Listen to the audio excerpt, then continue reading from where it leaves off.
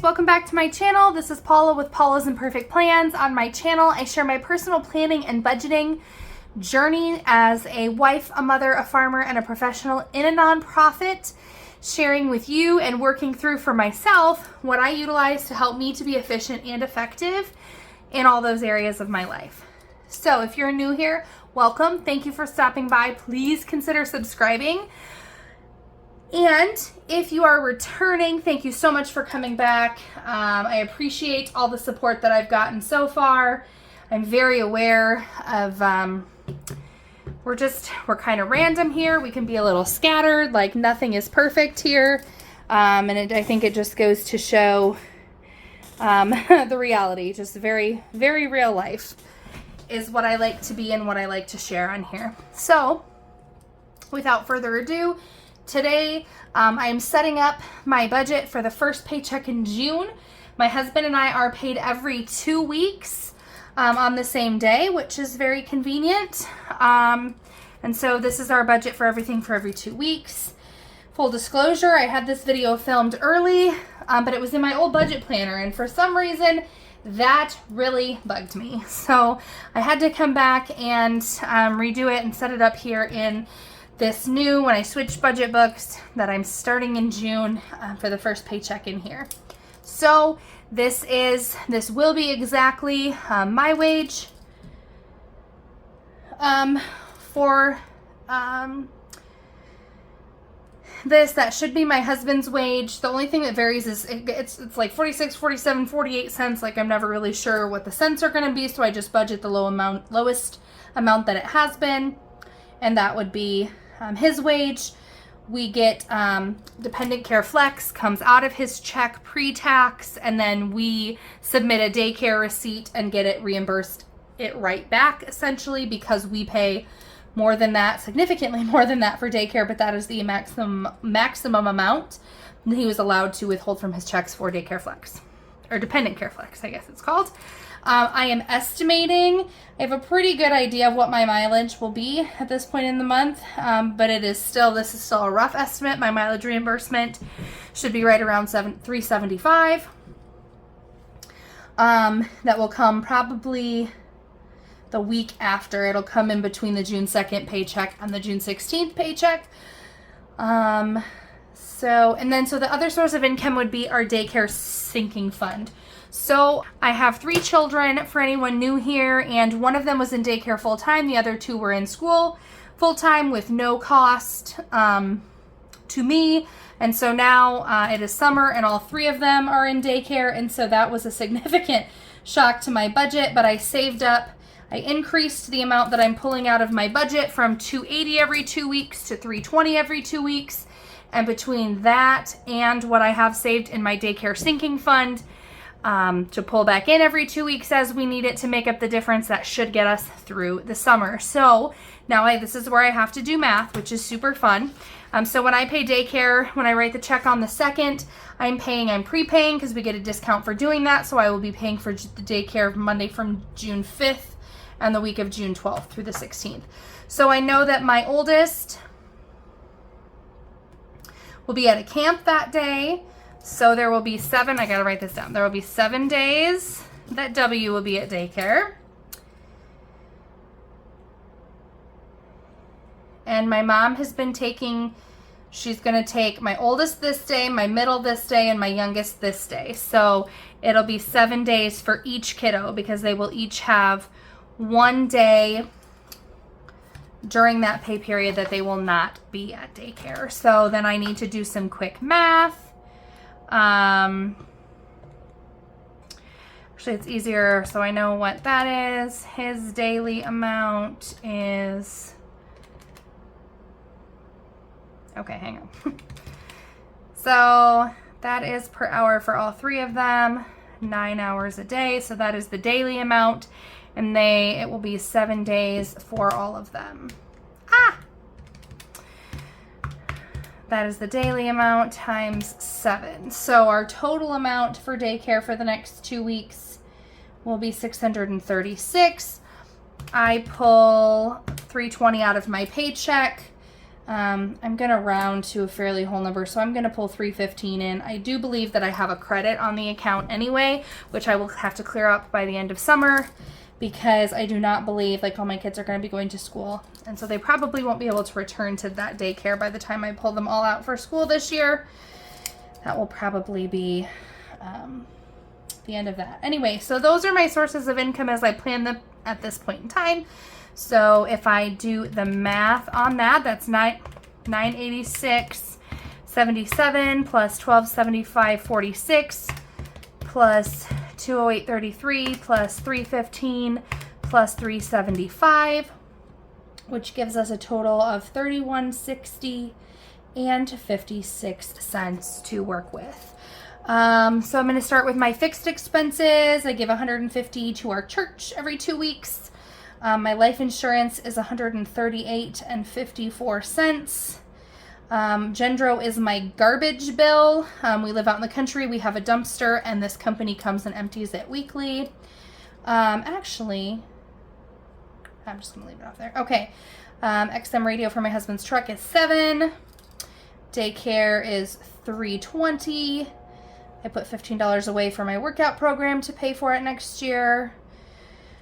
$270 is our car insurance, so I put that in a sinking fund. We pay our car insurance every 6 months, so I put $270 away a month. That was rounding all the premiums up and then rounding up a little bit more, or then dividing by 6 and then rounding up a little bit more.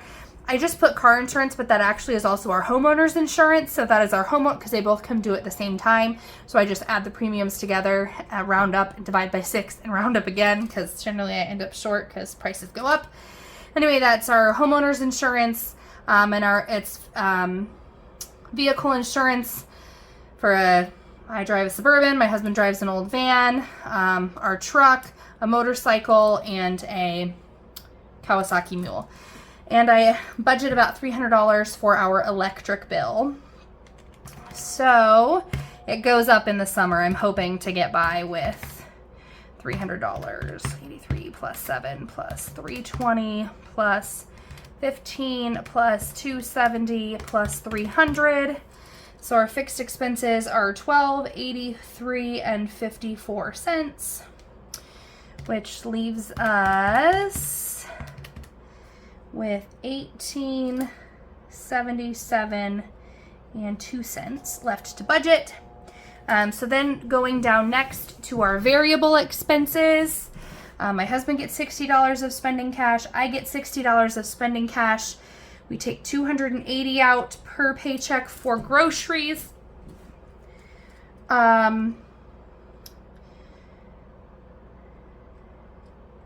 I usually give us $60 of cash to eat out, and it's never enough, and I probably should just give us more, but I don't want to eat out more than that, and it's a whole thing.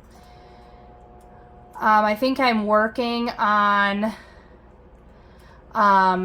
battling the idea that somehow eating out is bad. Eating out is not inherently bad. It is expensive. That does not mean that it is bad, nor does it mean that we shouldn't do it. I think it all depends on your financial situation, and right now it's not impacting. While I do have goals and things I would like to save for, it is not, we're not drowning in debt anymore. We are not, it's not impacting our ability to pay our bills or anything. Sorry if I seem distracted. I was going to hop into my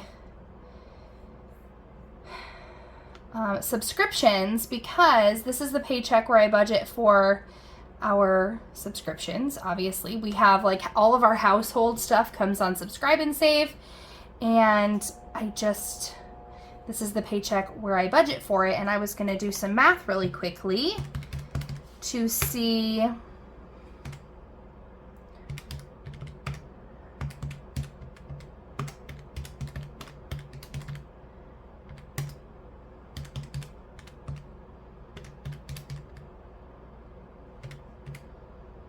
okay, so yeah, right around $100 in Amazon subscriptions. Household and personal cash, I usually give us $20. I'm actually not going to take it out in 20s or in cash this time, because what we need for household and personal, which this probably sounds really weird, But I don't think I did that math right.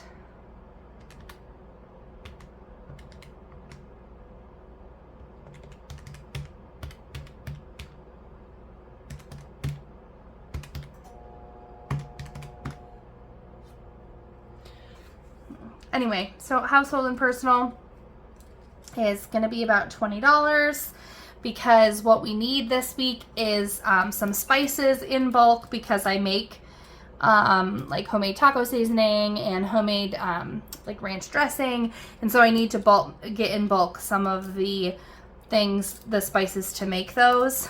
I probably have not ordered those spices since last summer. And need to get those. I just priced them out on Amazon and they're a little under $20, so I'm going to budget $20 for that, and then I won't even pull it out. I'll just put it right on the credit card.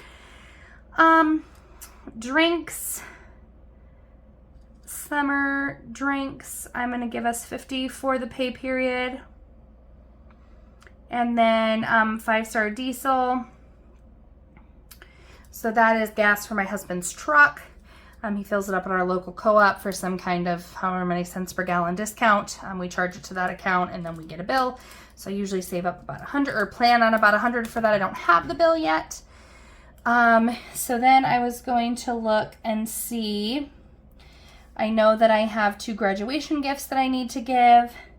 I think this is more than enough, but I'm going to budget 100 during this pay period. We will have a birthday party for my youngest child. She is turning 3. We don't do anything major, but I do have about 20 like close family members that come over to our house for a meal. So that'll be, I have to get a cake and then I have to get food to feed that many people.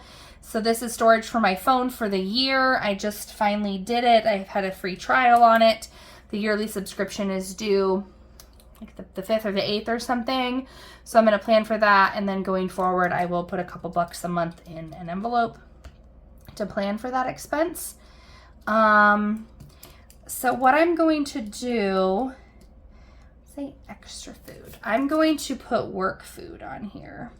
First of all, I have made a commitment to myself that I'm going to make an active, like I'm going to put money that I need on the, not money that I need, but things that I need on the grocery list, and planning on taking a sandwich, a fruit, and a veggie to work with me for lunch. So I'm doing less of the eating out.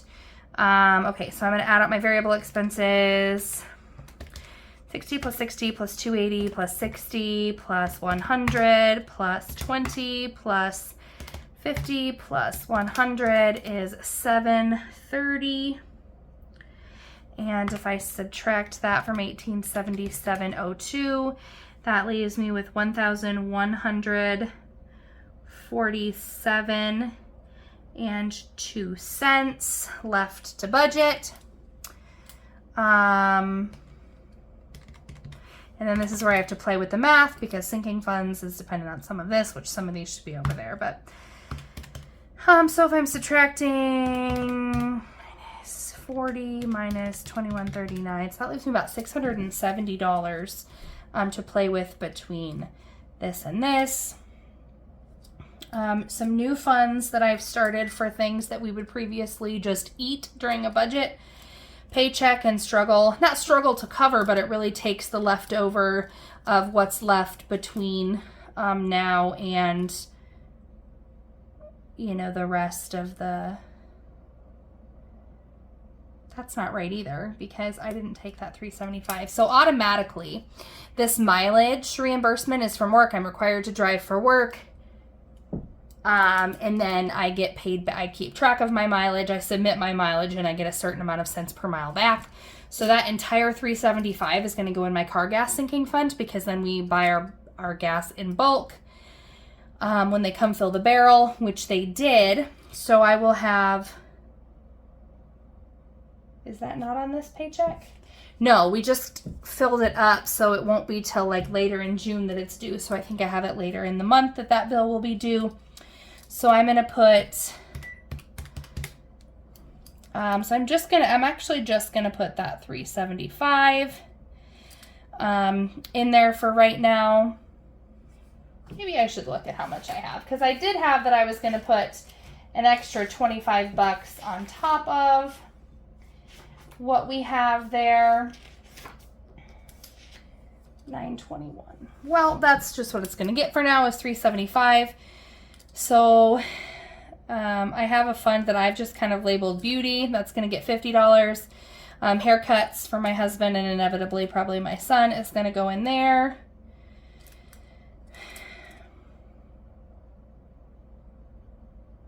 I'm going to give us $50 for work meals.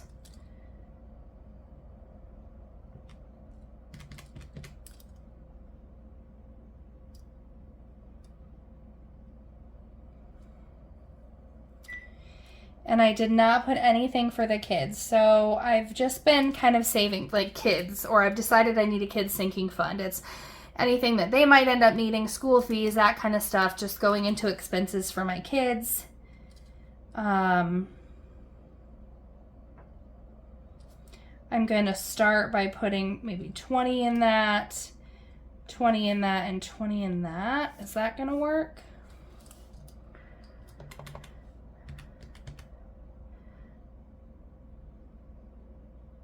Plus 40. I have kids there for birth. Oh, but that's for birthday.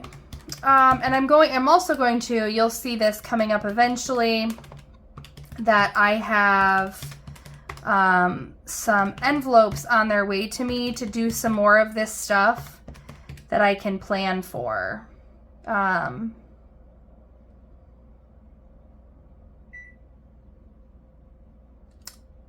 So like I have a birthdays envelope that I'm getting in some different holiday envelopes to help me plan ahead better for some of those expenses.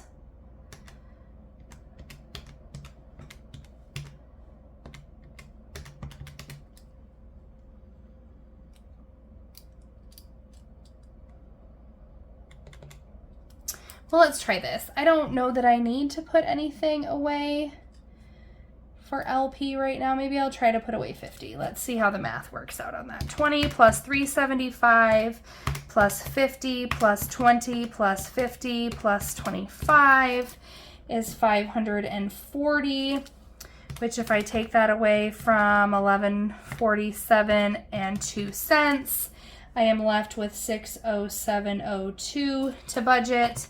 And then if I come down to this kind of extra other leftover category, I have extra daycare of $315, $40 in gifting, $100 for kids' birthday, $21.39 for Google, and $50 for work food.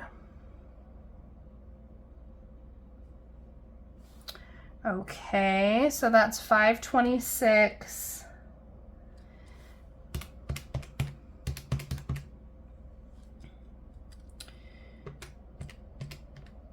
Well, let's just try that and see how it goes. So that leaves us, no, 526, which also leaves us with, essentially right now I'm working on fully funding my emergency fund. So when everything, like whatever's left at my rollover at the end of the pay period, when I'm planning,